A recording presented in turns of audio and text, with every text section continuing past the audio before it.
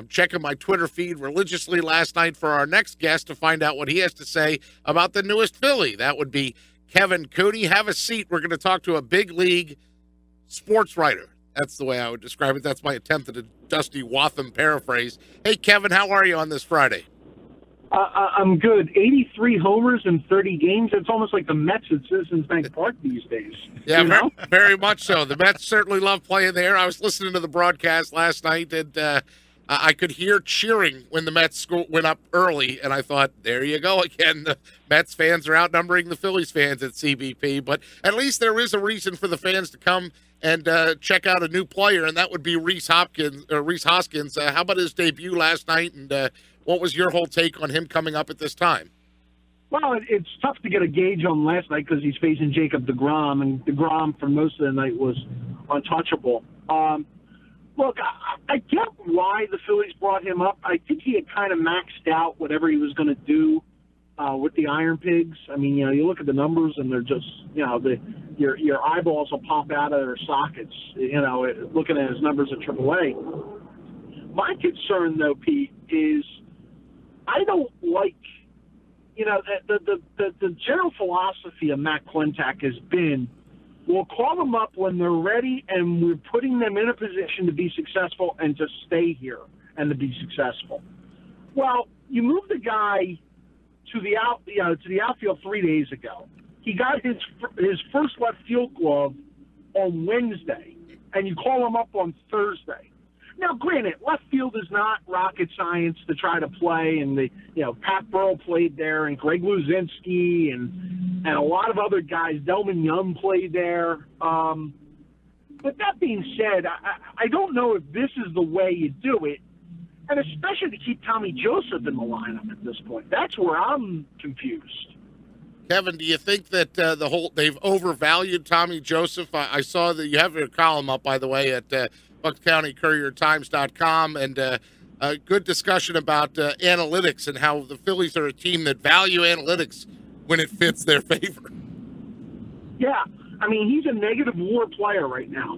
He was negative .6 going in the last night. Just to give an idea, and WAR is something that some of us in our mid-40s are just kind of grabbing onto as a major barometer. If you're a 0 to a 2 player in WAR, you're viewed as average to replaceable. If you're below 0, you're highly replaceable. And Tommy Joseph has good traditional numbers, okay, in the sense of home runs, RBIs. But, Pete, look at the way those guys were treated at this trade deadline. Yonder Alonso, okay, a guy who has good traditional numbers, probably not great on the analytics, not great defensively. He didn't go until after the August period. Jay Bruce is another guy like that. And to me, Joseph kind of fits that mold. He could hit 25 to 30 homers, but he's not going to because of his defense. And the Phillies, in fairness, Matt Klentak says, well, he's only in his first full year at this position, and he's still going through it. My argument is if he's not going to be your future at first base, then why are you pushing the issue of having him at first base now and putting Hoskins as the one who's disjointed? That, to me, is what I don't really quite get. And would you say, Kevin Cooney, that this is also a case of they weren't able to find a buyer for Tommy Joseph or find interest for Tommy Joseph at the trade deadline, so they're stuck with what they've sown? Yeah, a little bit. And you know what, Pete, I was as guilty as anybody. I thought a team like the Yankees would bite.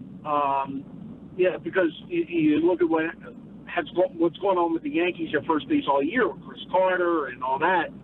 But if you think about it, they probably got, from what I've heard, they had no nibbles on Joseph. And if that's the case, then you're probably stuck with them. The question is, are you now for this off season? And how is this really going to change in the final 7 weeks of the season?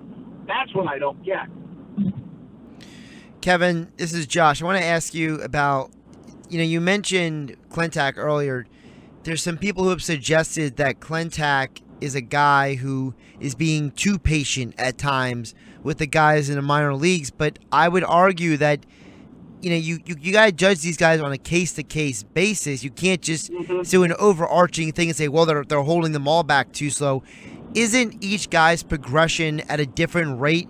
And part of the job of the front office is to be able to gauge that and not just bring them all up and put them in a position to possibly fail.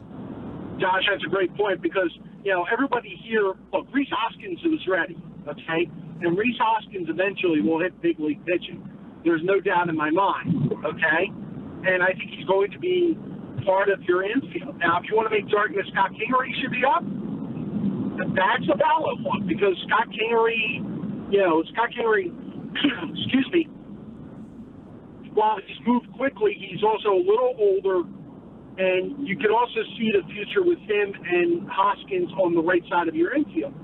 But people over the last couple of weeks, the cost of lever has been J.P. Crawford.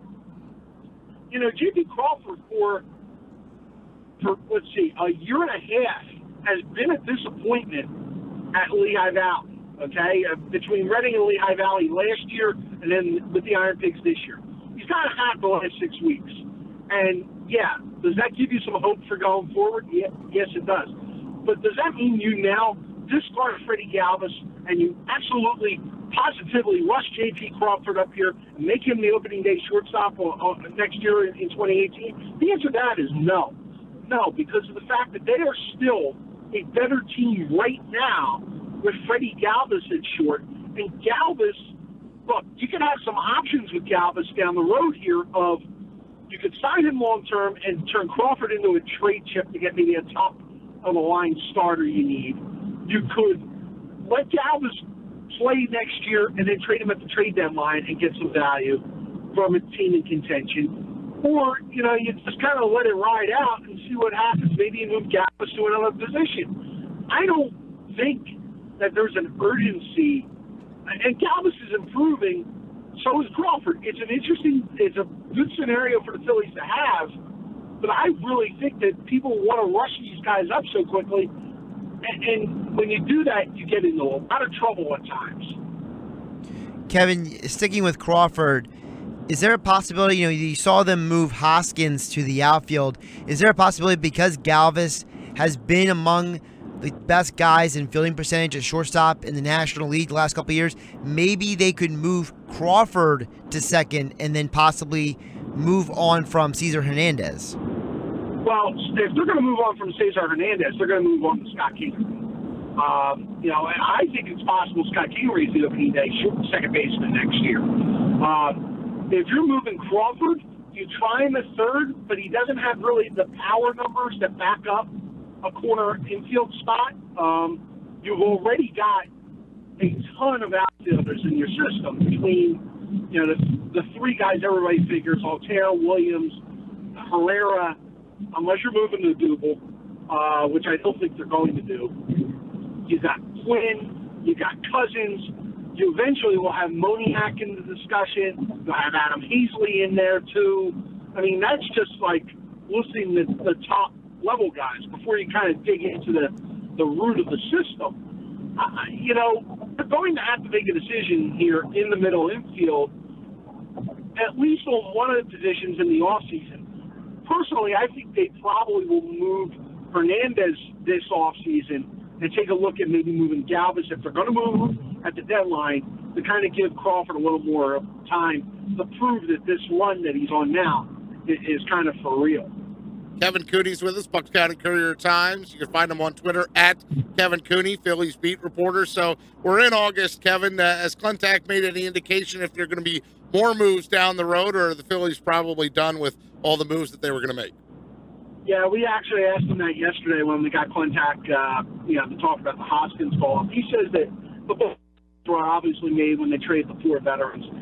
Could they trade a Daniel Mava? Yeah, they could. I'm not sure what kind of a market there would be for him right now, but judging by what Klentak has said, and let's be honest here, and Pete, you know this from being in this market for a long time, there are some GMs who sell you a line, and who'll tell you they're done and they're not really done. One thing Klentak's done has been pretty up forward about whether they're going to make a move or what kind of market they've seen and all that. He says right now he's kind of leaning towards that they're done. I would kind of believe him at this point. Again, maybe Daniel Nava's the one guy, but there's nobody else really in the veterans category that you feel like would move at the between now and August 31st when the playoff teams have to lock in their rosters. Phillies home with the Mets again tonight, and last night you were up there at the ballpark, Kevin. I was listening on the radio, and I heard Larry Anderson on the radio say, "Is Leiter standing up already? What's going on out there?" It was in the first inning, and you and a bunch of the beat writers had to put on your Sherlock Holmes hats or your Columbo hats. Just one more thing, right, to try and figure out this mystery of Vince Velasquez. How do you sum up what's going on with Vince Velasquez right now? I don't think any of us can, and it's strange. Normally when a guy talks after a game, Pete, you get a better idea on what the injury was. We got no better idea on what the heck happened with him, except the numbness in his middle finger. He used the term blister, and then Jim Salisbury went, "So it's a blister?" He goes, "No, it's a bruise." And then, honestly, and this was funny because one of the reporters, it was Salisbury, asked him, "Can we see it?" Of course, it's the middle finger, so we all thought he would take the opportunity, and he didn't. So it's very strange, and it leads to the question of what do you do with Velasquez going forward here? This guy right now, he's had 72 innings pitched for the season. He's staring at a potential second disabled list trip of the year. His max, last year he threw 130. You were hoping to maybe stretch him out more and question whether he's a starter. I think you're getting the answer, and it's not necessarily a good one from the Phillies' perspective. This is a difficult situation for the Phillies at this point. If this guy is not able to prove that he can stay healthy, and he hasn't at this point. Right, 32 pitches last night before he leaves the game with what they are calling numbness in his right middle finger. He has been injury prone. And then, of course, the discussion, like you talk about, Kevin Cooney, of where his role is moving forward. Well, how about the other guys that then came into the ball game? Mark Leiter Jr., Jason Terrian, Ricardo Pinto, and Luis Garcia all came in to mop up what ended up being a 10-0 shutout. Phillies only able to put 4 hits on the board. Any of those 4 names out of the bullpen, in your mind, have a long future with the Phillies?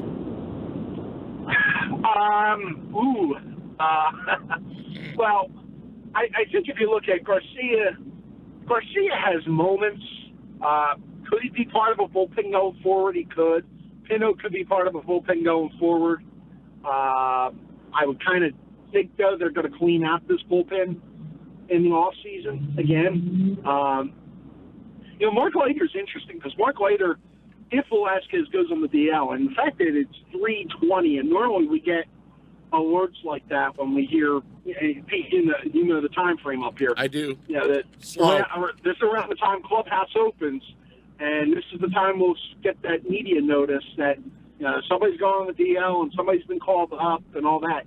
We have not gotten anything on Velasquez yet. So, but if Velasquez goes on the DL, I would think Leiter goes into the rotation at this point because he's been really good. His last 2 outings as a long man, 16 strikeouts in about 9 innings pitched. Yeah, the last thing in that Phil's media info Twitter, since you're driving and I got the Genie box open in front of me, is the lineup, and that was just released 2 minutes ago. Hernandez, Galvez, Herrera, Hoskins, Williams, Franco, Joseph, Alfaro, and Pivetta. That's the Phillies lineup tonight. He has Hoskins hitting cleanup? That is correct. Wow, that's something that last night he said he wanted to break him in slowly. And yeah, slowly. Game number 2. Game 2, and this is something that, now at this time of year you're going to get drowned out by all the Eagles talk and everything. But to me, it's going to be fascinating to see how this lineup looks through the end of August into September before you have all the call-ups and everything to come up. Because I'm going to be fascinated to see kind of where these guys slot in, because it gives you an idea of who will be in certain spots on opening day next year. of course, there's a question. I think there's obviously the question of who's going to be the manager. I think it's still going to be Pete as long as they don't completely go off the cliff in the final 7 weeks. But it'll be fascinating to see where they view these guys fitting in. Kevin, I'm glad you guys brought up Mark Leiter Jr. because I was going to ask you about him. He looked really good coming out of the bullpen last night. Yeah, he gave up the one home run, but overall, he actually put up a really solid 5 innings. And in the 3 starts he had earlier this season, he had a good ERA. He had a just over 3 ERA. Is he maybe a pleasant surprise that could possibly be a guy in this starting rotation in 2018? Well, Josh, I think the one thing is his role of just burning innings and making sure that the bullpen at least stays somewhat fresh for the next night. I mean, it has been critical. Now, do I think he's a legitimate starting option for them? Probably not. If he is, he's going to be a 5-starter.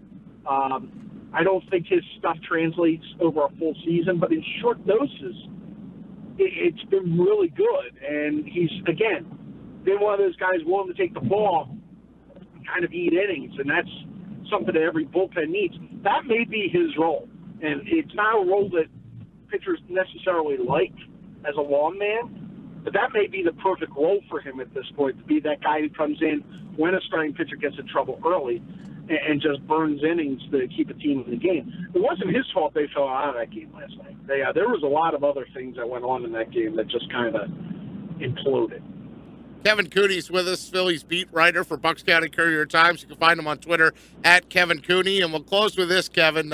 Tweet from my man Corey just came out, Corey Seidman, where he says Rhys Hoskins, Nick Williams, Jorge Alfaro, 4th, 5th, and 8th, all in the same lineup tonight for the Phillies. Now, Kevin, I do not work for the Phillies marketing department, but I can see all these phrases of the future is now or youth is served or all these things that they would probably put on promotional materials if they thought these guys were all going to make it.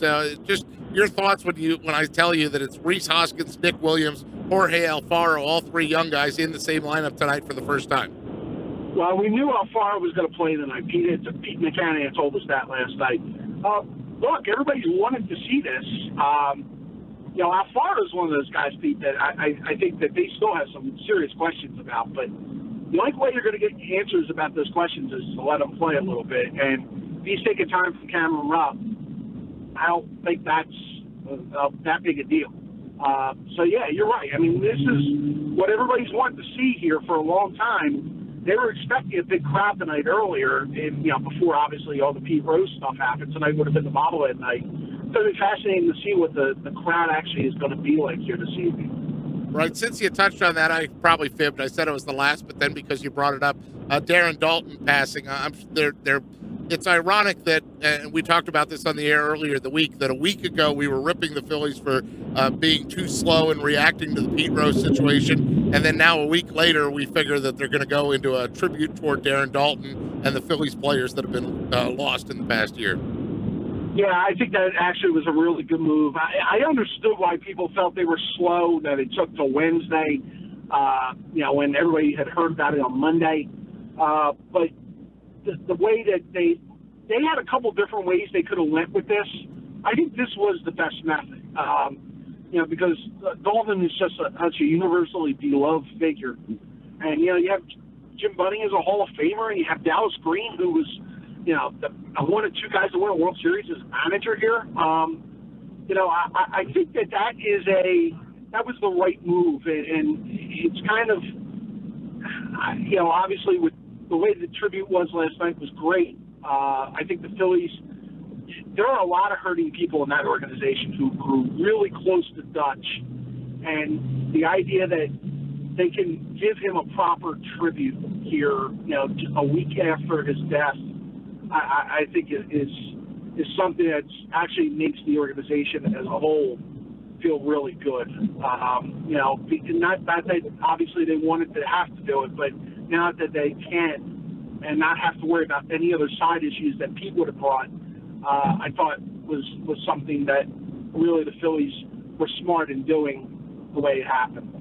Before I let you go, I told my Dutch stories earlier in the week. Did you have one you wanted to share with our listeners about interacting with Darren Dalton? Well, there's two short ones, and one is I talked to him at spring training in 2005, and I went up to interview him, and I did not cover the '93 Phillies. I was a 19-year-old kid, and Dutch was down in the party area at Bright House, and I went, Darren, I'm Kevin Cooney, the Bucks County Courier, and he turned around and gave me this big old bear hug, and I looked up in the press box, and I saw my colleagues who probably knew I was a little stunned that I was getting this big bear hug from Darren Dalton. And two, I remember calling Jim Fregosi after the original diagnosis of a brain tumor for Dutch, and Fregosi I got to know because he would sit in the press box at CBP a lot. So I called him to just talk about Dalton for a column or something, and Fregosi had not heard, and I did not know that. And Fregosi started to break down and cry on the phone and said how much he loved him like a son. And to me, that showed the respect that, you know, Jim Fregosi was not a sentimental guy, if you will, you know, at least publicly. He normally was pretty rough and, you know, he was the old school baseball guy, you know, kind of hardened and bristled. That Dalton's impact was he made guys like that feel like family and became part of people's families. And that just tells me exactly what Dalton was about. Look, he had issues, but he didn't run from them, and I think that's another kind of check mark in his balance, you know, on his life. And that's a good place to wrap up as any with Kevin Cooney, at Kevin Cooney on Twitter, Phillies beat reporter for the Bucks County Courier-Times, the guy that just broke my heart because he admitted that he's now younger than me, and I was at probably 75 of those. Kevin, I was covering for WRTI Radio. I probably went to like 75 of the 81 home games and somehow maxed out a credit card to go to Atlanta and Toronto. I went to 35 games that summer. I went to Game 1 of the LCS. I went to Game 4 of the World Series. You're right. The credit card got maxed out that year, and every kind of T-shirt and hat and everything at that point. It was easy. You had outerwear and T-shirts and everything that could have stretched for miles. You know, after that year, if you were a Phillies fan. Great stuff out of Kevin Cooney. Thanks so much, Bud, for giving us some time, and we'll catch up with you as the Phillies continue down the road. Okay. No problem. Thanks.